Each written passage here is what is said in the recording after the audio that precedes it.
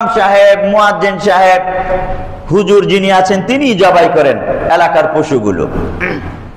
কোন কোন এলাকায় নাকি এইরকম আছে যে সেখানে যার গরু সে যদি নিজে জবাই করে, নিজে জবাই করলেও টাকা দেওয়া লাগবে হুজুরকে, জবাইয়ের টাকা হুজুরকে দেওয়া লাগবে। কারণ এই এলাকার পশুগুলো তো হুজুরই জবাই করতো, তুমি কেন জবাই করলা? সুতরাং তুমি হুজুরকে টাকা দিবা, জবাইয়ের টাকা দিবা।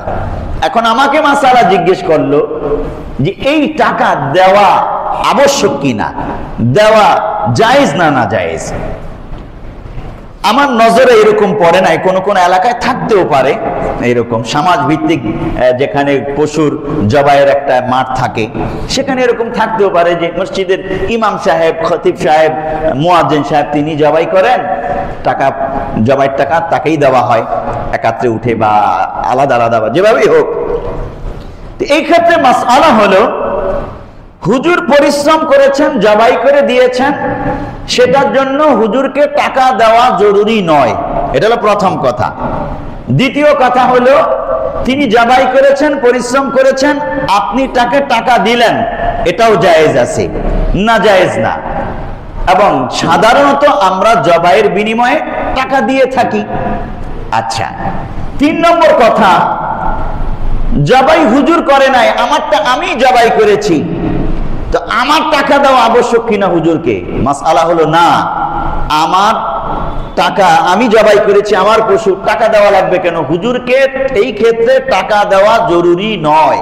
হুজুর জবাই করে দিলেও তো হুজুর জোর করে টাকা চেয়ে নিতে পারতো না। হ্যাঁ, আমরা দিয়ে দেওয়া আমাদের দায়িত্ব।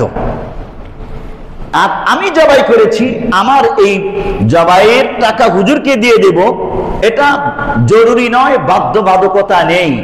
সমাজ যদি এখানে বাধ্য করে, এর দায়িত্ব সম্পূর্ণ সমাজের। এখানে ব্যক্তির উপর এই টাকাটা হুজুরকে দেওয়া আবশ্যক নয়। এখানে তো হুজুরের শ্রম নাই, টাকা দেওয়াও জরুরি না। হ্যাঁ, যদি সমাজ ভিত্তিক শৃঙ্খলা রক্ষার জন্যে সমাজপতিরা এরকম নিয়ম করে নেয় যে আমাদের সমস্ত পশুগুলো হুজুর জবাই করবে, হুজুর করুক না করুক, আমাদের গরু আছে এখানে 50টা, তো আমরা হুজুরকে মাথা পিছু এত টাকা দিয়ে দেবো এক একটাই, যে আমরা জবাই করি অথবা হুজুর করুক। এরকম একটা নিয়ম যদি বানিয়ে নেয় আর ওই টাকা আপনি দিয়ে দেন, সেটাও জায়েজ হবে, এটাও না জায়েজ হবে না। হুজুরকে তো এমনি কত টাকা দিয়ে দেওয়া জায়েজ, এমনি হাদিয়া দেওয়াও তো সুন্নত। সুতরাং আপনি জবাই করেছেন, আপনার একটা ভালো উত্তম কাজ আপনি সম্পাদন করেছেন, এই শুকরিয়া তারা তো হুজুরকে আপনি দিয়ে দিতে পারেন, নাজায়েজ কিছুই হবে না। এক কথায় যেই দিকেই আপনি যাবেন এখানে নাজায়েজের তেমন কিছু দেখা যাচ্ছে না। তবে কাউকে অসন্তুষ্ট রেখে জোর জবরদস্তি করে কোনো কিছু আদায় করা অবশ্যই দোষণীয় এবং ক্ষেত্র বিশেষ নাজায়েজের পর্যায়ে পড়ে যাবে। আমরা মাসআলাটা স্মরণে রাখবো ইনশাআল্লাহ।